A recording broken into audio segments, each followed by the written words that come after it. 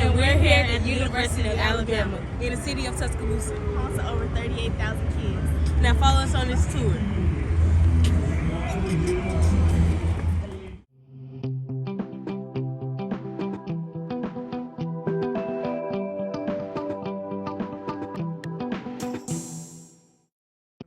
We are now standing at the President's Mansion, built in 1838, one of the 4 remaining buildings after the Civil War.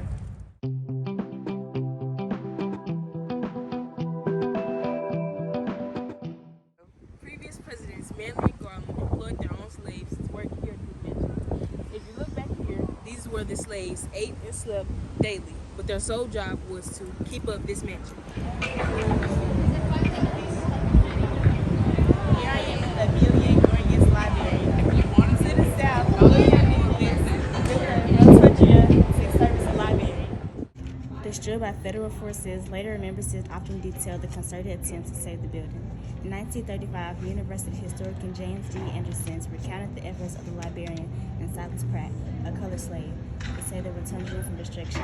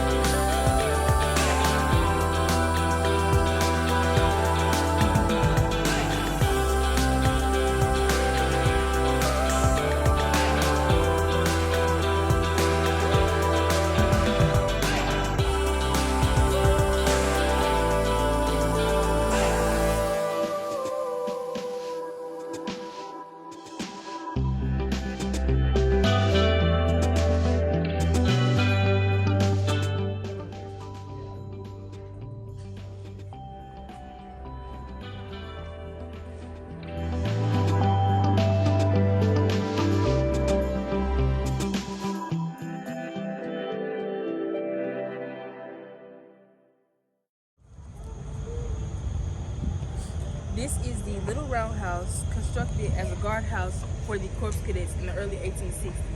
It also was a shelter for inclement weather and where people could come and purchase slaves.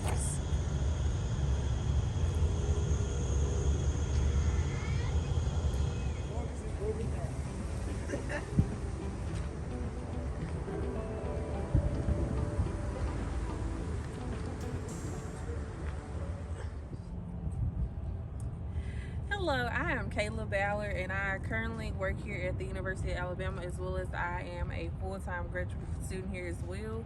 So right now we're standing in front of the Gorgas House. So essentially in the early 1860s, the Gorgas House served as a residential hall as well as a cafeteria for students here on campus.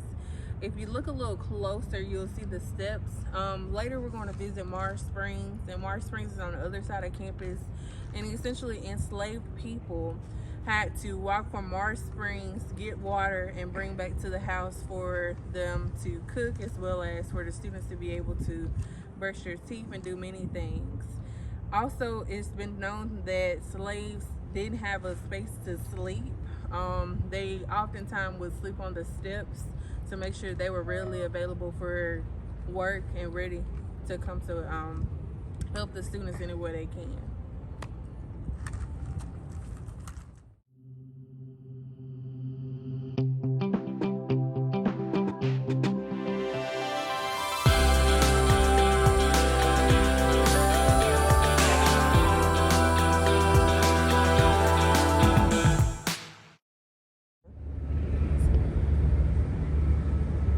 Here we are at the College of Education. Newly named Arthur and Lucy. Arthur and Lucy was the first African American to be admitted to the University of Alabama.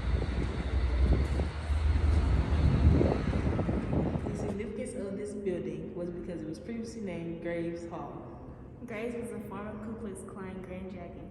Also, another significant reason this building is named Arthur and Lucy Hall is because, one, this is where, in this very tunnel, Arthur and Lucy was held. So outside these walls were rioters who were upset that she was admitted to the university.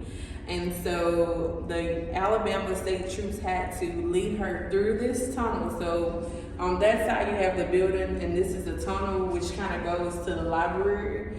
And so the state troopers had to lead her through this tunnel to safety, where she was able to be escorted off campus because people were just in an uproar that she had, African American had been admitted to the university.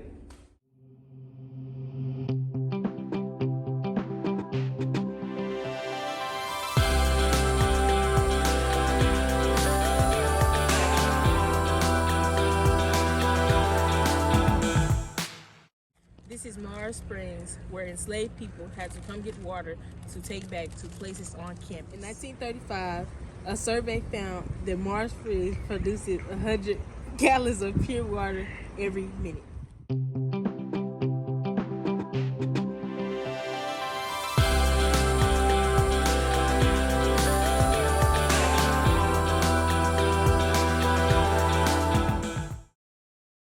Buried near this plaque are Jack Rudolph and William Boise Brown, two slaves owned by the University of Alabama faculty, and William J. Crawford, a university student who died in 1844.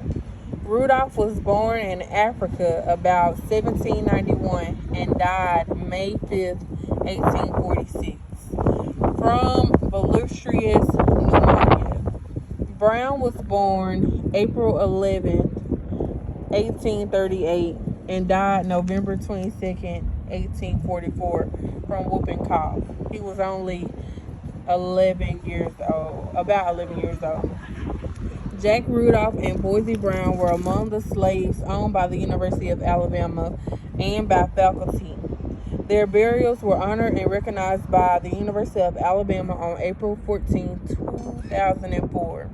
The Faculty Senate apologized for their predecessors' role in the institutions of slavery on April 20th, 2004. This plaque honors those who labored and legacy of perseverance helped to build the University of Alabama's community since its founding.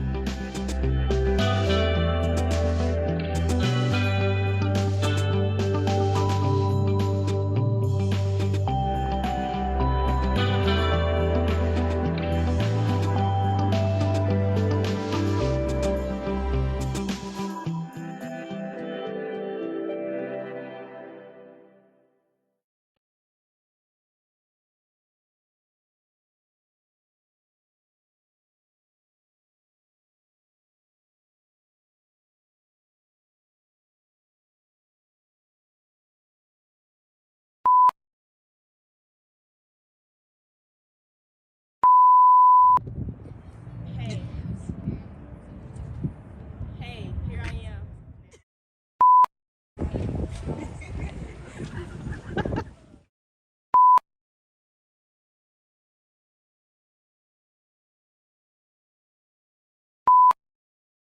This is Mars Springs, where enslaved people had to come get water to take back to the Gorgas Mansion. It's Gorgas House and President's Mansion.